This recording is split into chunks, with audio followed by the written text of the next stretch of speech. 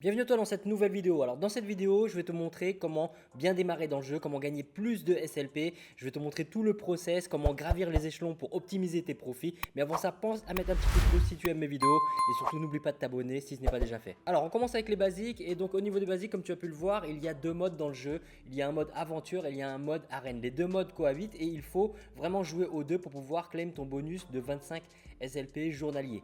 Donc dans un premier temps, le mode aventure, ce que je te conseille de faire au début quand tu commences avec une nouvelle équipe, c'est de te focaliser sur le mode aventure. Quand tu as vu qu'il y a un nombre d'énergie que tu as en fonction du nombre d'axis que tu as.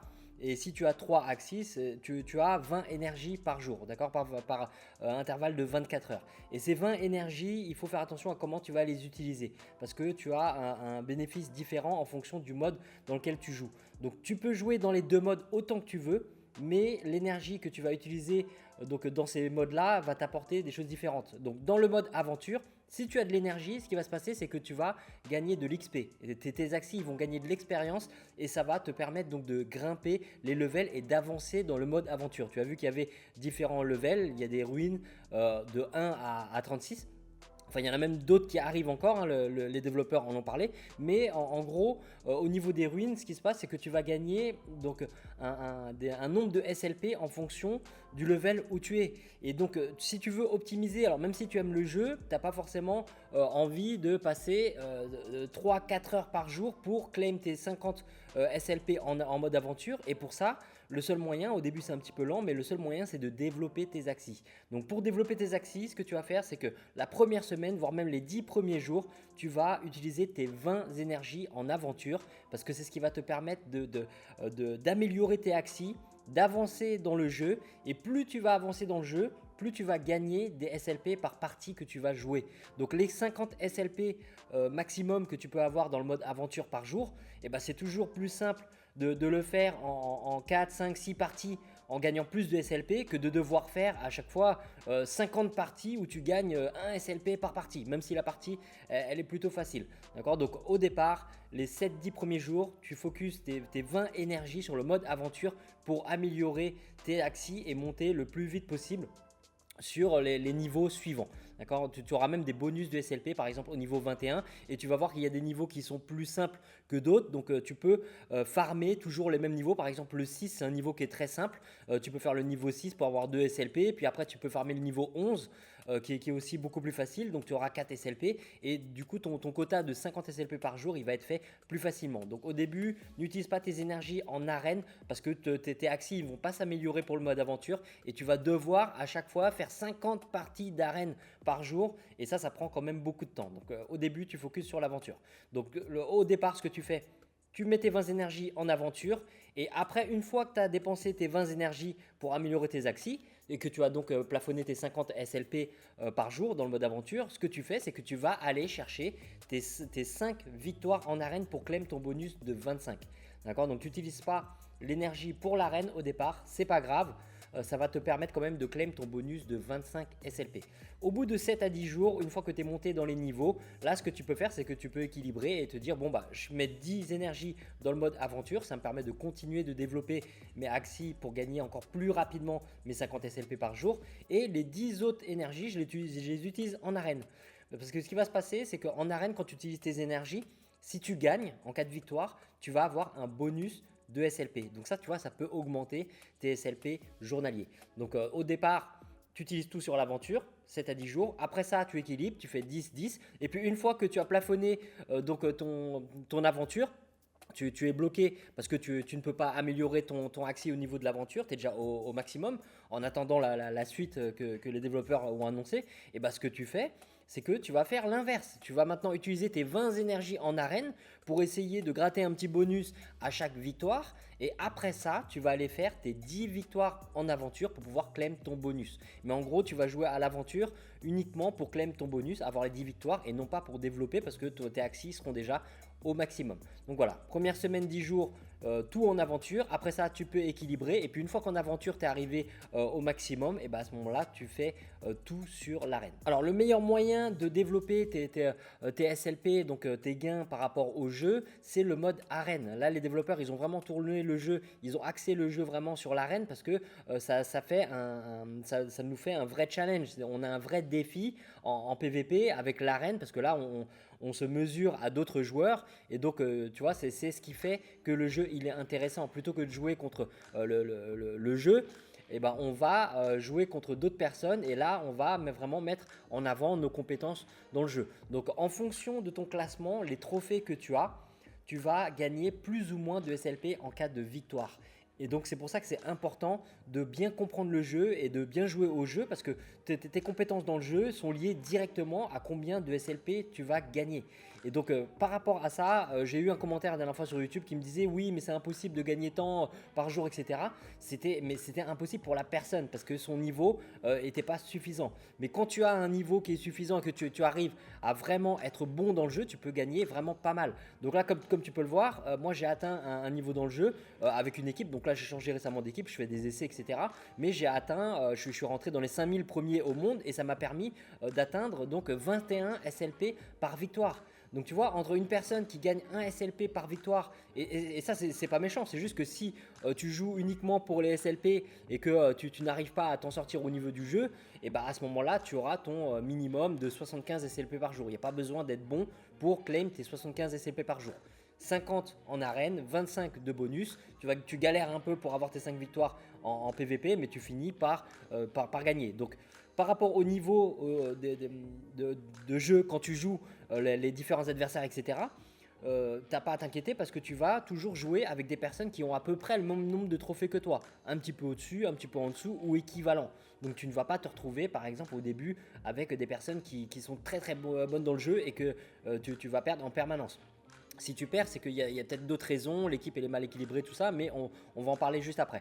Mais déjà, au niveau des basiques, comprends bien que l'aventure va te permettre d'obtenir tes 50 SLP, plus tes 25 de bonus, et le PVP, c'est là où vraiment tu peux te démarquer et faire décoller tes profits en fonction de tes performances dans le jeu. Voilà, donc ça je t'en ai parlé dans le slide juste avant, mais donc pour l'aventure, au début, tu utilises tes 20 énergies en aventure, et je te le redis pas, et après tu équilibres au niveau de l'arène, puis une fois que tu as atteint vraiment donc le maximum que tu peux atteindre au niveau de l'aventure, et ben là tu focuses sur l'arène pour essayer d'attraper les bonus en cas de victoire. Alors maintenant la grande question c'est comment être bon en arène, parce que là tu l'as compris, c'est là où on peut vraiment optimiser nos gains et faire décoller nos profits. Donc pour être bon en arène, il y a pas mal de facteurs.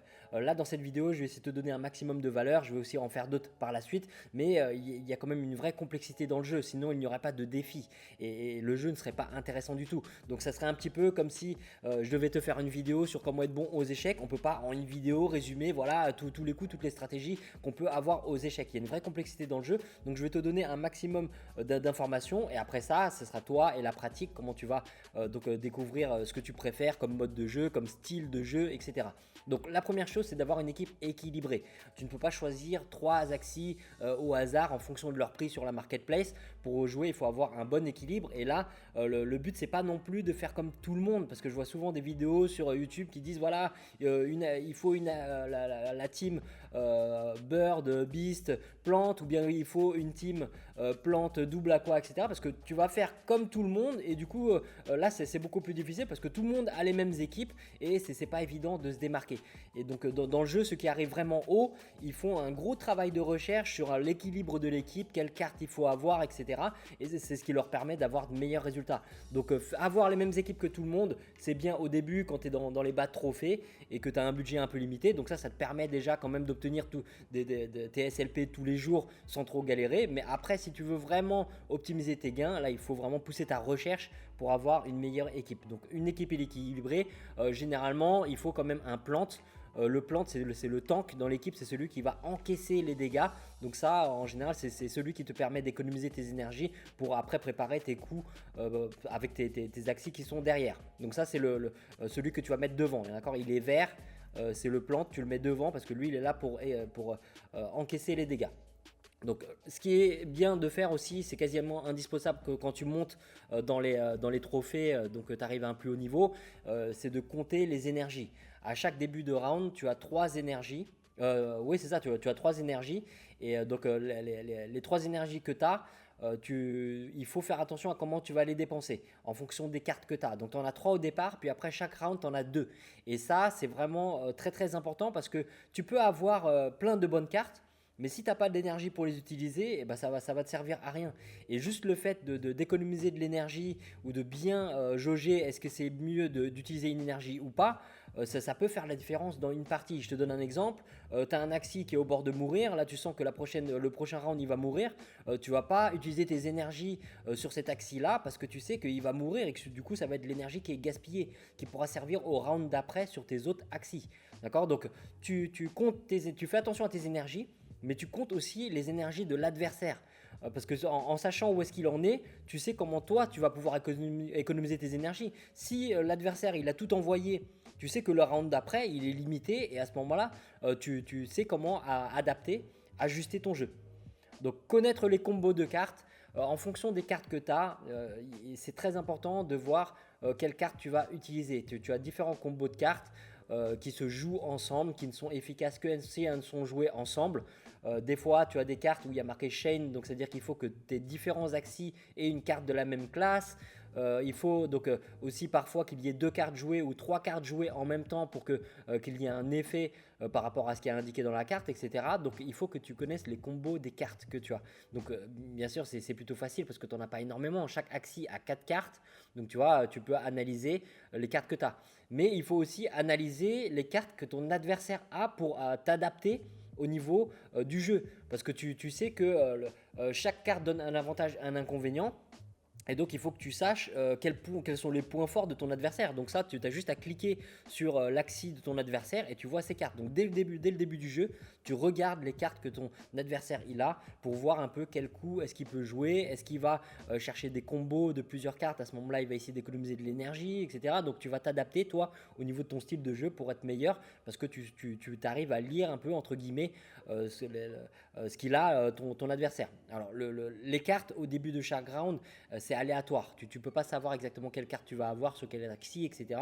Donc tu vois, il y a quand même un aspect aléatoire. À chaque partie, c'est différent, donc c'est au cas par cas. Donc voilà, tu analyses les cartes de ton adversaire, tu économises les cartes et énergie quand tu sais que par exemple l'adversaire il peut tuer un de tes axis, ça sert à rien de dépenser des énergies sur ton axis. Quand tu as aussi des cartes, le tirage des cartes à chaque round, des fois tu as des cartes qui sont inutiles parce qu'elles ne sont pas utilisées en combo ou qui n'auront pas d'impact. Si tu fais une attaque alors que tu sais qu'en face l'autre il va mettre du bouclier, etc., tu as des cartes qui seront utilisées dans le vent et ça va gaspiller de l'énergie. Donc c'est très important de voir si l'utilisation de tes cartes est utile. Est-ce que ça peut tuer l'adversaire en un round? Est-ce que ça peut t'avancer par rapport au round d'après? Est-ce que c'est inutile et à ce moment-là il vaut mieux garder ton énergie? Donc compter l'énergie de ton adversaire, faire attention à ton usage de la quantité d'énergie que tu as, c'est primordial pour t'en sortir dans le jeu. Donc voilà, comprendre l'adversaire, essayer d'anticiper ses coups. Comme je t'ai dit, tu analyses ses cartes, tu vois un petit peu, tu pourras jamais deviner exactement ce qu'il va faire, mais à force de jouer, tu comprends que les adversaires, il y a certaines patterns qui reviennent. Ils jouent d'une certaine manière, ils skippent le premier round, ils jouent pas telle carte tout de suite, ils attendent la fin du combat pour jouer, ils attendent qu'il y ait plus que deux axis ou un seul axis, etc. Tu vois, il y a pas mal d'aspects à prendre en compte. Donc il faut essayer de lire un petit peu dans l'adversaire pour voir comment il pourrait, quelles sont les probabilités qu'il joue telle carte à tel moment, etc. Donc prends le temps aussi de réfléchir. Moi ça m'est arrivé de faire des erreurs à vouloir jouer trop vite, mais tu as le temps. Alors il y a un compteur, c'est limité, mais prends quand même le temps de bien mettre dans l'ordre les cartes parce que ça a toute son importance. Certaines cartes sont à jouer en premier, d'autres sont à jouer par la suite parce qu'elles annulent l'effet de la première carte, etc. Ce que ça va faire à ton adversaire, ce que ça va te permettre de jouer le coup d'après, etc. Donc prends bien le temps de réfléchir à l'enchaînement de cartes que tu veux. Les combos, ce sont des enchaînements et tu veux prendre le temps pour optimiser ton gaming pour avoir plus de chances de gagner. Alors pour rentrer un petit peu plus en détail dans les cartes, comme tu peux le voir, tu peux aller sur le site AxiWorld pour analyser les différentes cartes, mais dans le rond jaune, tu as donc la quantité d'énergie que ça nécessite pour dépenser, enfin pour utiliser la carte à chaque round. Et donc tu as des cartes en fonction de chaque classe. En bleu c'est les aqua, en jaune c'est les beasts, en rose c'est les birds. Donc tu vois, tu as vraiment différentes classes. Et donc chaque carte a une caractéristique. En rouge ici, donc tu as le nombre de dégâts que tu fais à l'adversaire. En vert, c'est le nombre de boucliers que tu mets sur ton axi quand tu joues la carte pour encaisser le nombre de dégâts, le nombre de dégâts que tu vas encaisser.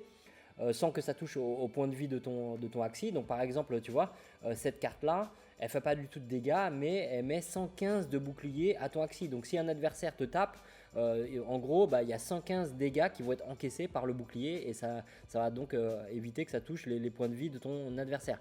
Donc c'est très important de voir à quel moment tu veux mettre du bouclier parce que tu sens qu'en face il va mettre une attaque, si tu n'as pas beaucoup de points de vie, etc. Mais il y a encore beaucoup plus de détails dans les cartes et c'est là qu'il faut analyser un petit peu. Par exemple, en ce moment, il y a pas mal d'équipes avec cette carte-là où tu vois, c'est une carte qui te permet donc quand tu attaques de récupérer 50 points de vie. Tu vois, tu fais 80 dégâts à l'adversaire, tu mets 40 de bouclier sur ton axi et en plus de ça, quand l'attaque elle passe, tu vas récupérer 50 points de vie en admettant que ton axi il est déjà blessé, donc ça remonte ses points de vie.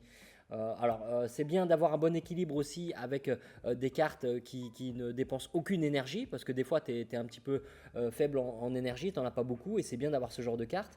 Et les cartes comme ça, tu regardes, comme je t'ai dit tout à l'heure, c'est important de compter ton énergie. Donc tu as des cartes qui te permettent de gagner des énergies.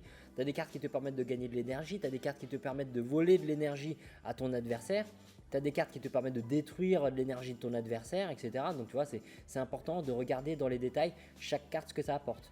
Donc quand je parle d'une équipe équilibrée, il faut un équilibre au niveau des classes, mais aussi il faut un équilibre au niveau des cartes. D'accord, des cartes que tu vas utiliser. Là par exemple c'est une carte tu vois, qui te permet, donc c'est une carte qui coûte rien du tout, mais qui permet d'augmenter la puissance des dégâts que tu vas faire avec d'autres cartes.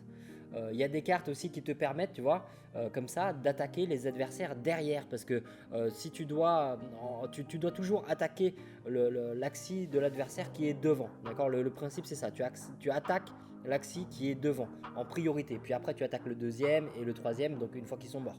Mais tu as des cartes aussi qui te permettent de taper derrière. Directement et donc ça c'est très très puissant, mais il faut aussi faire attention parce que tes adversaires ils peuvent l'avoir.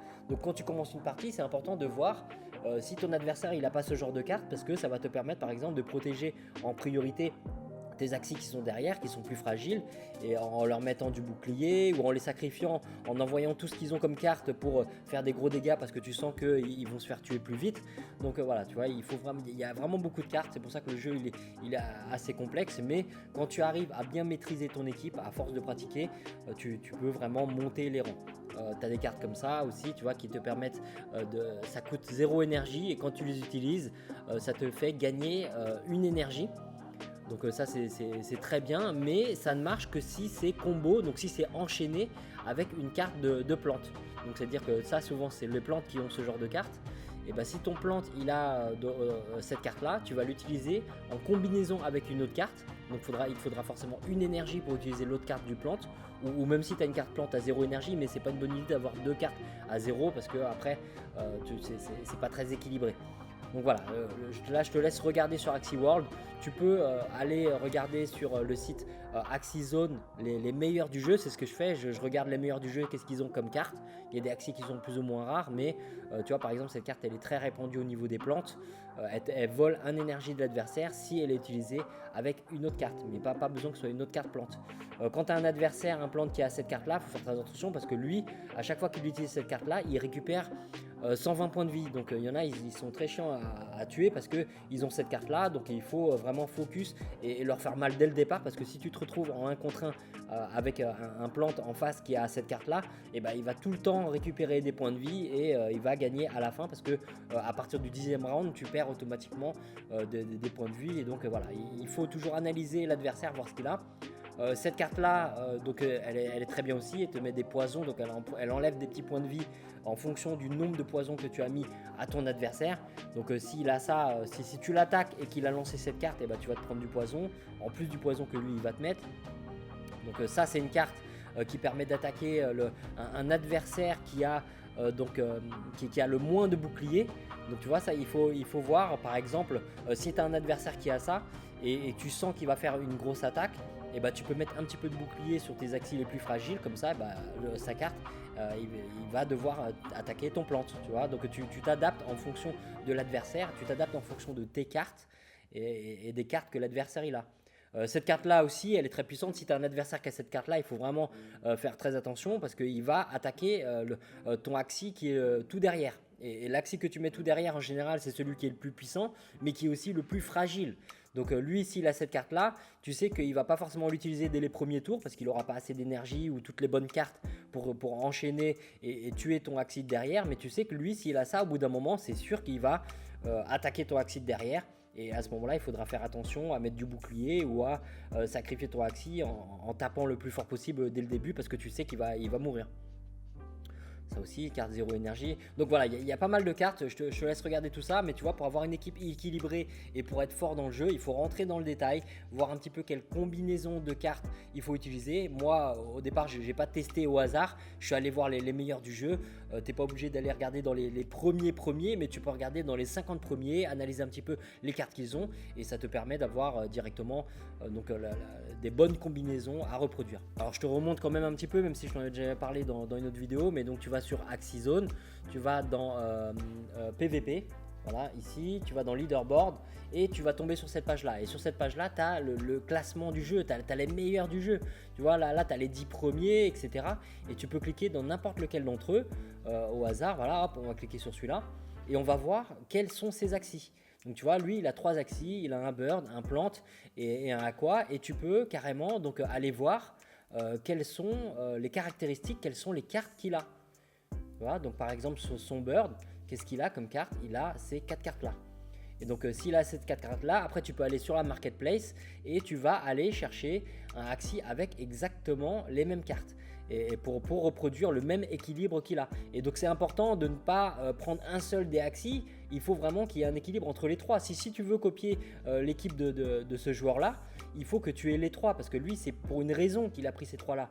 Il y a 4 cartes particulières ici, 4 cartes ici, 4 cartes ici. Souvent ça se complète, c'est un équilibre au niveau des trois. Il y a une harmonie et c'est ce qui permet à ce joueur là de monter dans les rangs. Donc les cartes ne font pas tout, c'est dans l'ordre dans lequel tu les utilises en combat, etc. Mais tu vois, ça te permet déjà de créer une bonne équipe. Donc tu vas regarder les différentes cartes qu'il a, mais tu vas regarder aussi les caractéristiques qu'il a ici. Parce que tu verras que tu peux acheter dans la marketplace des Axis avec les mêmes cartes, mais qui ne seront pas forcément aussi bons au niveau des caractéristiques. D'accord? Et les caractéristiques, ça dépend aussi de la pureté de l'Axi. Est-ce qu'il a tout de la même couleur, de la même classe, ou bien est-ce qu'il a des cartes différentes, etc. Mais tu vois, c'est important. Donc ça, je vais te parler des caractéristiques un peu après dans la vidéo, mais tu vois, le process, il est plutôt simple pour avoir une équipe équilibrée. Si tu sais pas trop quoi choisir comme carte, tu regardes donc dans les meilleurs du jeu, quels sont leurs Axis. Voilà, tu cliques dans n'importe lequel. Tu vas analyser ses Axis, tu regardes ce qu'il a. Ah, voilà, il a ça, ça, ça. Tiens, je vais aller regarder de plus près. Quelles sont ses cartes, quelles sont ses caractéristiques. C'est ici, voilà. Voilà, lui, il a ces 4 cartes là.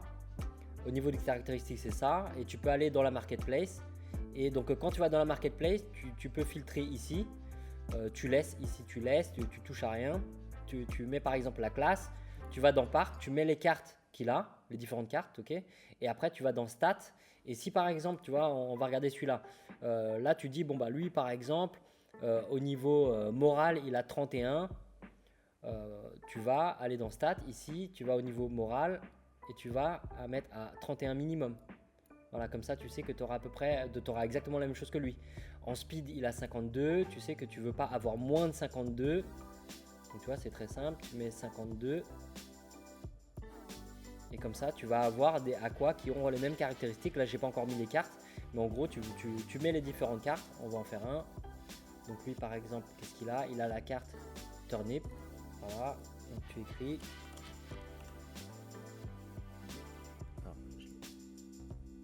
La carte plante, voilà, c'est celle-là, tu vois, c'est les mêmes, bon, voilà. Et donc là, tu vois, par exemple, on n'en a pas du tout. Donc lui, bon, c'est peut-être pour ça aussi qu'il est très très haut. T'as pas besoin d'avoir forcément la même équipe que lui, parce que ça, c'est vraiment une fois que tu arrives à un très très haut niveau. Mais si tu regardes dans les différents Axis, dans les différentes équipes, je peux t'assurer que dans les 20-30 premiers, il y a beaucoup d'Axis qui sont accessibles, que tu peux trouver sur la marketplace. Mais là, on est tombé comme par hasard sur un qui... Alors lui, peut-être que j'ai mis... non, j'ai pas touché à ça. Alors lui, il a trouvé vraiment un aqua très très rare. Alors, on va aller sur un autre. Voilà, par exemple. Est-ce qu'on va avoir plus de chance ici? Voilà, on va aller par exemple sur son plante là, voilà. Alors lui, qu'est-ce qu'il a? Il a un plante qui a ces cartes là. Donc là, voilà, là, ça ce sont des cartes qui sont beaucoup plus répandues. Et tu vois, ça n'empêche pas d'être dans les premiers. Hein. Donc tu peux avoir ça, les mêmes cartes, et tu regardes tout simplement ici. Lui on va trouver. Donc voilà, on va sur. On enlève ça. On enlève ça. Bon, on remet à 0. On va dans plante. Voilà, maintenant, on va regarder les cartes qu'il a. Qu'est-ce qu'il a? Donc, Pumpkin, Serious.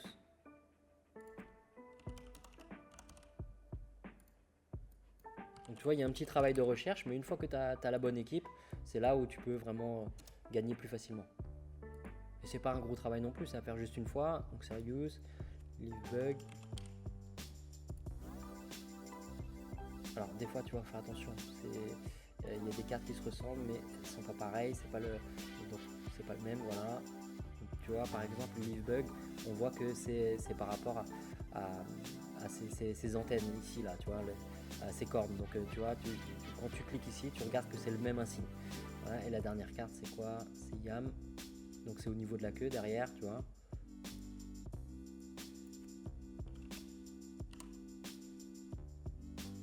Voilà. Donc là, on a les mêmes cartes que lui, on a la même classe, et maintenant on regarde au niveau des stats. Donc au niveau des stats, on veut 59 en vie. Alors tu vois, tu les as ici. Donc lui par exemple, regarde, il a 53 en vie, 55, 56, 54. Et pourtant ils ont les mêmes cartes, tu vois, ils ont les mêmes cartes, mais ils n'ont pas les mêmes caractéristiques. Donc si tu n'as pas vu mes précédentes vidéos, pour avoir ici donc toutes les indications, tu installes tout simplement le plugin Freaks Axi. Freaks, F-R-E-A-K Axi. Donc là, pour aller plus vite, ce qu'on va faire, c'est qu'on va mettre directement 59. D'accord? Il a 59. C'est bien ça? 59. Et là, on arrive. Voilà, tu vois, on a 59 maintenant. Alors en morale, 42. Lui, il a combien? 43. Donc on va aller chercher exactement la même chose. Voilà.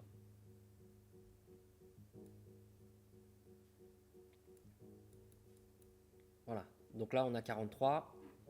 Et donc comme tu peux le voir, il y en a, le prix il est plutôt raisonnable. Et donc là on a bien 59 en vie, on a 43. Et si on clique dans le premier, on va voir que c'est exactement la même chose. Donc là tu vois, 59, 31, 31, 43. Et donc l'autre, il a combien? 59, 31, 31, 43, pareil.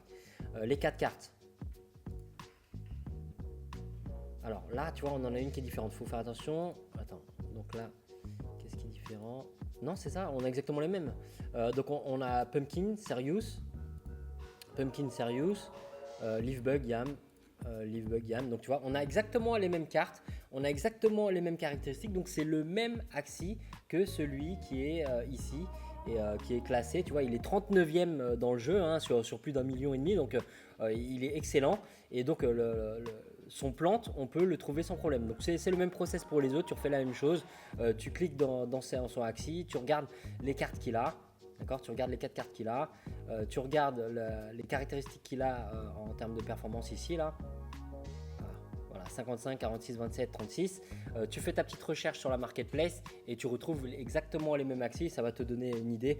Tu sais déjà que si ça arrive à ce niveau-là, ils ont une équipe équilibrée qui est puissante, avec un bon choix de cartes, avec une bonne combinaison de cartes et une bonne combinaison d'axis. Et après, bon, il reste à voir en jeu comment comment utiliser ces différentes cartes, dans quel ordre, etc. en fonction de l'adversaire et tout. Donc il y a quand même une partie pratique qui va te permettre de mieux jouer. Mais donc ça c'est le bon process pour trouver les bons axis. Alors un autre conseil aussi, pour savoir comment jouer avec ces cartes là, il y a une fonction qui est excellente. Quand tu es sur l'équipe du gars là, par exemple lui il est 39e, tu descends, donc là on voit ses axis, tu descends et là tu vois ses 5 derniers combats. Donc là par exemple tu vois ces 5 derniers combats, on voit qu'il a eu 5 victoires. Il suffit que tu cliques ici, ça va lancer le jeu et tu vas pouvoir voir le combat. Tout est enregistré sur les serveurs, alors ça s'efface certainement au bout d'un moment, mais tu vois les 5 derniers combats de ce joueur là, on peut aller voir, on va voir les cartes, comment il les a jouées, etc. Donc tu peux analyser, approfondir encore plus sa manière de jouer pour mieux maîtriser ton équipe.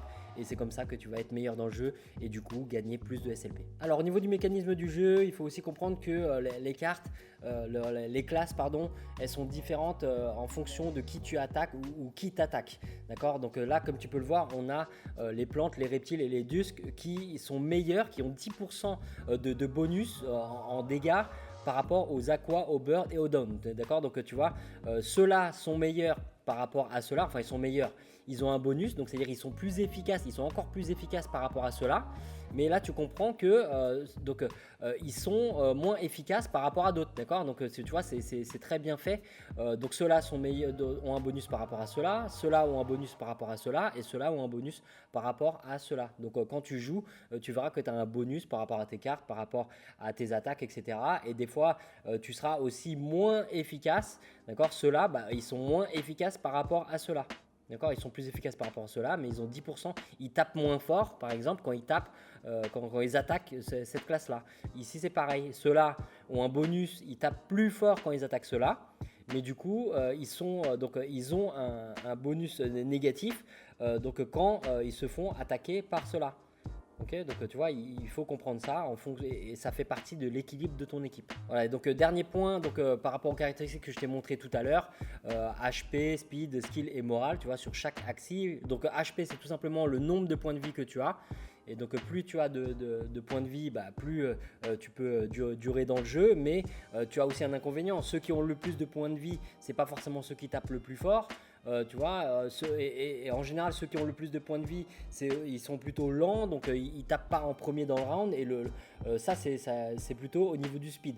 Quand tu as des aqua et des birds, tu sais qu'ils sont très rapides, ils vont taper au début, mais les birds par exemple, ils sont très rapides, c'est les plus rapides du jeu, mais ils sont extrêmement fragiles, ils ont moins d'HP, donc ils meurent beaucoup plus facilement. Et c'est pour ça qu'il faut un bon équilibre dans ton équipe. Tu veux quelqu'un qui tape fort, mais tu veux aussi quelqu'un qui encaisse bien les dégâts, ou tu peux avoir une combinaison d'axis qui sont plutôt équilibrés, qui tapent pas trop fort, mais qui ont quand même un bon nombre de points de vie.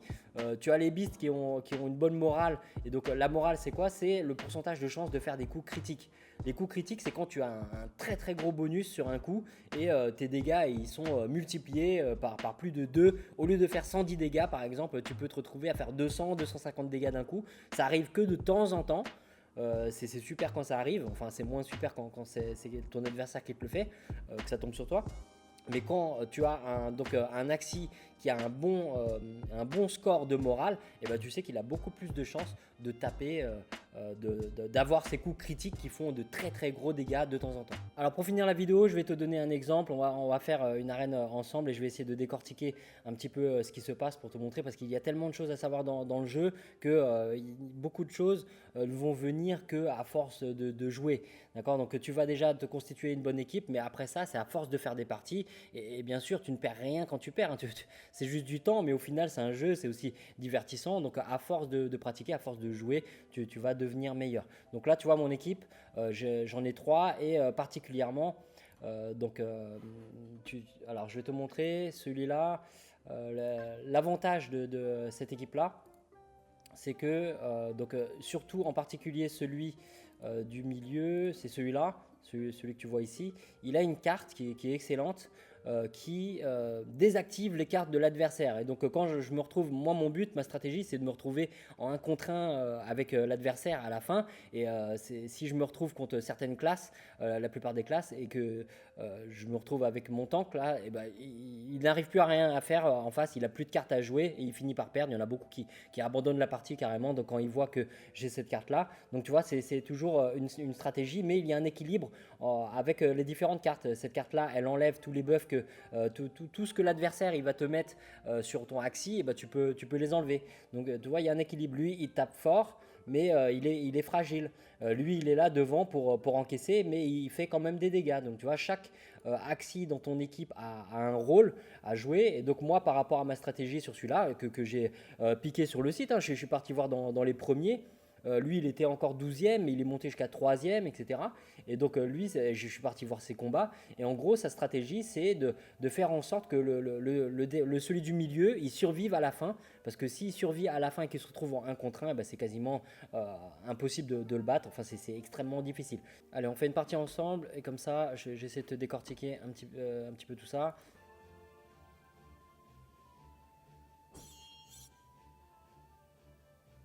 Voilà, donc tu vois, on a 2 reptiles et à force, tu vas reconnaître les différentes caractéristiques. Lui, par exemple, tu vois, sa queue ici, là, de crevette ou de homard, ça veut dire il peut taper derrière. Il a cette carte-là, c'est-à-dire qu'à un moment donné, il va taper mon bird qui est derrière. Donc il faut faire attention à ça.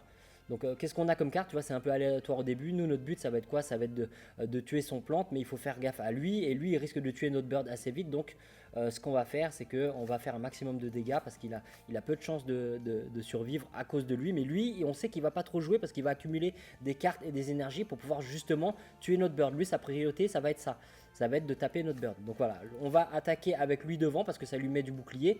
Plutôt que d'attaquer avec celui qui est derrière et de lui mettre du bouclier pour rien parce qu'il ne se fera pas attaquer. C'est le premier qui se fait toujours attaquer. Et ben on va mettre du bouclier sur lui. Voilà, on fait un maximum de dégâts. Lui, il a une carte poison, mais il ne l'a pas joué, sinon ça nous mettrait du poison. On peut jamais savoir à l'avance. Là, tu vois, il a utilisé une carte qui lui offre des énergies en plus. Donc, il est parti avec 3, pour l'instant 4, 5. Il a 5 énergies. Il en a utilisé une avec le bouclier. Donc, il en a 4 pour le tour prochain, plus 2. Voilà, donc là, on a presque tué son plante. Alors, deuxième tour, qu'est-ce qu'on peut faire? Donc, on va faire un maximum de dégâts pour essayer d'éliminer son plante.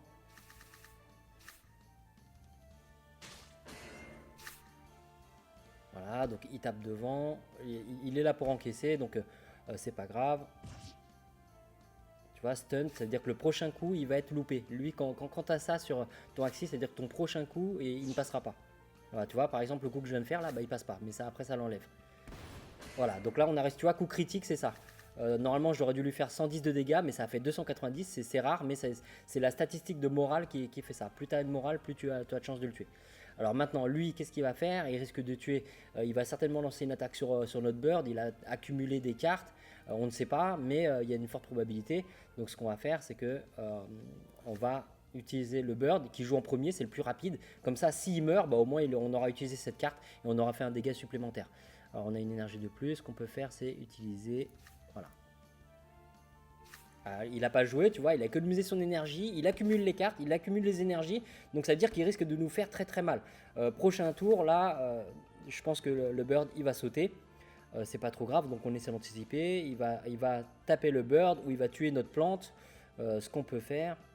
Donc on va pas utiliser de l'énergie sur le plante, tu vois, en plus ça fait pas beaucoup de dégâts, cette carte là elle est super, elle permet de taper derrière. Mais là on veut pas taper derrière, là on veut le tuer lui, donc on va le laisser, le bird on va le laisser mourir. Lui aussi il peut mourir, est-ce que c'est utile de lui mettre 50 de bouclier? Pourquoi pas. Ce qu'on peut faire par exemple c'est ça, et on va faire ça. Et là on va pas utiliser de bouclier ou quoi parce qu'il se fera pas attaquer.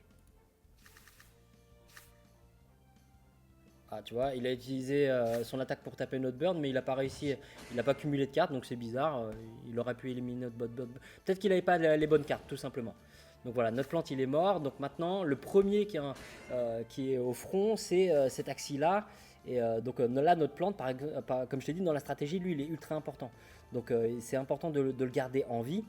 Donc on va lui mettre du bouclier au cas où il se faut attaquer. Mais j'ai une carte sur mon bird qui permet d'attirer toutes les attaques sur lui. Donc là, je vais carrément le sacrifier. Je vais utiliser une carte, voilà, et je vais rien mettre de plus par rapport à cet axis-là parce que ça va attirer toutes les attaques sur lui, donc lui il va mourir, d'accord. Le bird il va mourir au prochain tour, mais ça va préserver notre plante. Et au niveau de notre plante, ce qu'on va faire, c'est que on va économiser. Alors le bird, c'est possible qu'il attaque lui directement. On va mettre ça pour désactiver ses attaques au tour d'après, d'accord. Donc j'ai une carte qui désactive toutes ces cartes, quasiment toutes ces cartes, voilà. Donc là, tu vois, j'ai attiré l'attaque sur lui. Il est même pas mort. Et là, je lui ai mis une carte qui désactive la plupart de ses cartes. Donc là, je peux te dire que voilà, tu vois, carrément, il a abandonné. Il a même pas voulu jouer plus loin parce que il sait déjà que cette combinaison de cartes, ça va le tuer à petit feu et qu'il pourra rien faire et qu'il a aucune solution. Il a préféré gagner du temps et passer au combat d'après. Donc voilà, tu vois, sur cette partie-là, je monte un petit peu de trophées, j'ai pris 15 SLP. Et donc, tu vois, quand tu as 20 énergies par jour et que tu arrives à faire, tu vois, là, je ne suis pas dans le top du classement, mais tu arrives à faire 12-15 SLP et qu'on va dire que sur 20 victoires, tu en fais la moitié. Admettons que sur 20 énergies, tu fais 10 victoires, c'est seulement un combat sur deux tu gagnes et que tu fais 15 SLP à chaque fois, bah, ça veut dire que tu as fait 150 SLP en bonus en dehors des 75 que tu fais déjà. Les 50 en aventure et les 25 que tu claimes en bonus. Donc ça veut dire que tu as 75 plus les 150 parce que tu as fait 10 victoires sur tes 20 énergies. Tu vois, ça fait déjà 225 SLP. On est bien loin des 75 minimum. Allez, on fait un dernier combat juste pour voir si on peut encore analyser un petit peu. Donc il faut toujours regarder l'équipe adverse, qu'est-ce qu'elle a. Lui, par exemple, il a 2 aqua. Là, la carte qu'il a, par exemple, tu vois, ça te met Fear. Fear, ça veut dire que tu as 2 attaques qui vont être annulées sur ton Axi. Donc tu vois, c'est important d'aller voir un petit peu ce qu'ils ont. À force, tu connaîtras, hein, tu verras en fonction de ce qu'ils ont. Tu n'as même pas besoin de cliquer pour regarder. Alors, donc qu'est-ce qu'on a? On peut lui faire mal avec ça, ça, ça. T'es pas obligé de tout utiliser aussi, mais des fois, souvent, tu vois, il a une carte, celle-là, là, qui va détruire tes énergies si tu les utilises pas. Donc autant les utiliser parce qu'il y en a beaucoup qui vont faire ça au départ. Ils vont utiliser cette carte-là pour détruire tes énergies. Donc autant qu'elle serve dès le départ. Mais ça peut faire partie de ta stratégie aussi d'économiser tes cartes et tes énergies pour faire des combos, etc. Donc là, on fait un maximum de dégâts à son aqua. Tu vois, il a utilisé une de ses cartes pour nous voler de l'énergie, mais comme on l'a tout utilisé, bah, il peut rien nous voler. Donc là, lui aussi, il fait pareil que nous. Il fait un maximum de dégâts sur notre plante. Qu'est-ce qu'on a? Voilà. Alors ça, c'est une carte, tu vois, qui me met un petit peu de dégâts à moi-même, mais qui coûte 0 énergie, qui fait pas mal de dégâts. Voilà. Et là, ça, c'est une carte qu'on peut utiliser en combo, qui vole une énergie de l'adversaire, mais utilisée en combo. Et comme j'ai une seule carte sur cet axi, bah, ça sert à rien de l'utiliser. Tu vois, peu de dégâts, 32 dégâts, 30 d'armure, c'est ridicule. Donc je vais pas dépenser une énergie, alors que le but, c'est de l'utiliser en combo avec une autre. Là, pareil, je pourrais avoir 50 d'armure, mais comme il n'est pas au front, il va pas avoir de dégâts, donc j'ai aucun intérêt à utiliser cette carte.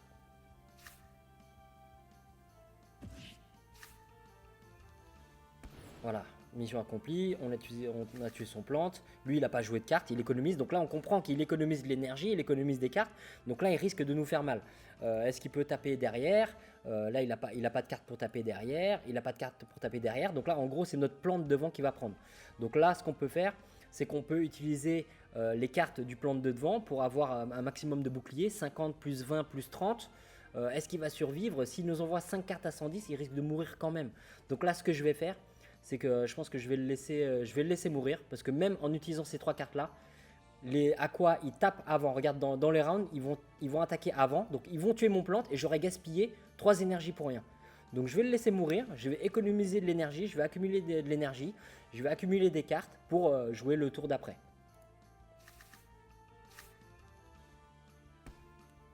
Alors tu vois, 100, 120, 110, 110. Oh, il aura peut-être survécu, tu vois, il aura peut-être survécu si j'avais mis les 80 en plus, mais non, même pas. Donc voilà, donc on l'a laissé mourir, mais on a accumulé des cartes et de l'énergie. Maintenant, tu vois, comme tu vois en bas à gauche, on a 5 énergies. Maintenant, lui, il est au front, donc il faut faire attention. Là, lui, par contre, on va lui mettre du bouclier parce qu'on n'a pas la carte de tout à l'heure du bird pour attirer l'attaque sur lui. On va faire un maximum de dégâts quand même avec le bird. Et on va utiliser, voilà, ces différentes cartes pour avoir un maximum de bouclier. Mais comme il a utilisé beaucoup d'énergie et des cartes, il ne doit pas avoir grand chose, mais il a quand même pas mal accumulé. Donc il pourrait faire mal à notre plante. Peut-être qu'il sait que notre plante il est dangereux et qu'il va essayer de le tuer tout de suite. Donc voilà, on va utiliser un maximum de cartes pour avoir un maximum de boucliers.